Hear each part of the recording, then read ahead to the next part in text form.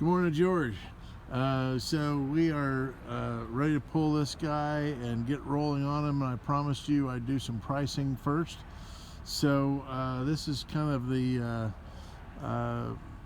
rough survey of what I'm going to do, and I've got to price the bottom. We've got that's a separate video that you've probably already seen. So yep, we got a 19-foot boat here, and it's larger than most. There's actually more area on this boat than most 19-foot runabouts. Most 19-foot runabouts, the deck would be even with probably, deck would be even with maybe this plank would be 1, 2, 3, 4, 5 planks high. Got 6 plank. We got the cabin. So I have a number that I always use for 19 footers, another one for 17 footers. It's going to be a little bit more because we've got to add the cabin, and then I'm just trying to get an idea of the decks here as well in my video. So we can polish your stainless cutwater. If you want us to do polishing, we make all this stainless look like it's brand new. This this cutwater is going to be chrome plated, brass chrome plated. This is stainless, and this can be made to look absolutely brand new. We may even want to just do some absolutely brand new, because by the time I hammer all that out, you'd have been better off to go brand new there. But we'll put some pricing together on your metals. That'll be a separate category. It'll include, and as I recall, the chrome, you were kind of good with the chrome. So I'll put a price together for the chrome anyway, just in case you decide you want to do it. Got a good bit of dock rash here, but it doesn't look very deep. Oops, right here, but it doesn't look like it's terribly deep. It looks like it's mostly just the finish. We also, of course, have, okay, so here we go. Strip and refinish there. On the inside, I think what we can do on the inside, especially in this area, is we can just do a light sanding and put some maintenance coats of varnish on, and all that'll be great. Same thing with the box. Top of the box might need stripping. I'll make that call a little later. I see blistering here, so everywhere there's blistering, of course, in order to correct that, that's going to have to be stripped and refinished. So I'll put a price together for that. I would suggest a new fuel tank. If you've had any operational problems, the fuel tank's probably the reason for it. Nothing too out of the ordinary back here. And although I do recall you wanted to change the name, I'll have to look back at my notes on that. If you can refresh my memory, that would be helpful too. Yeah, we got some blistering going on the back of the driver's seat as well. So got a cleat missing from here.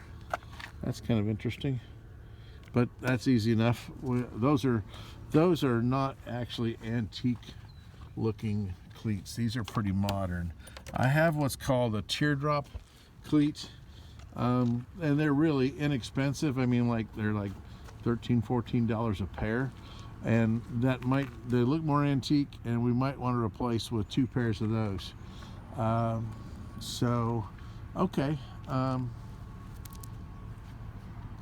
we'll have bottom work, we'll have metals if you choose to do them, and I'll have metals in 2 components. And we did want to make note that someone over the time has completely boogered up your what was once J channel.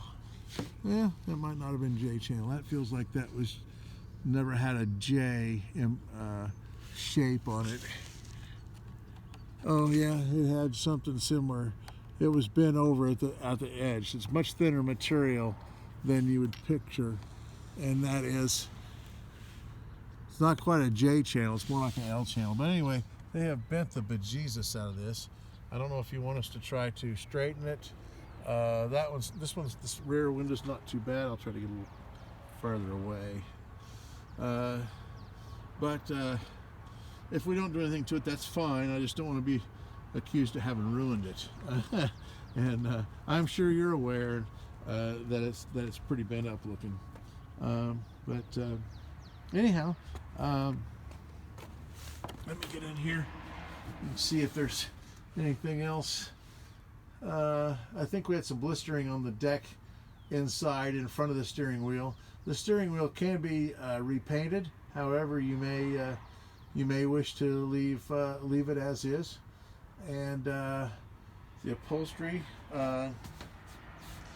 feels supple, looks serviceable.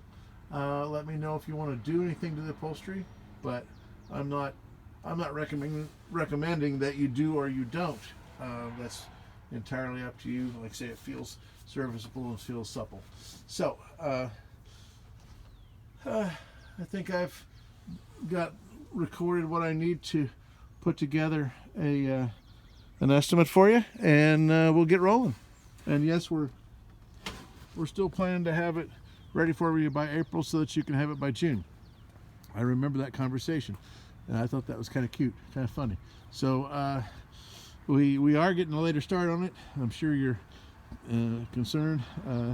We had, of course, with the holidays, Thanksgiving was a 3-day work week, Christmas was a 3-day work week, New Year's was a 3-day work week, and then we had everybody had their chance at the flu this year, a week at a time.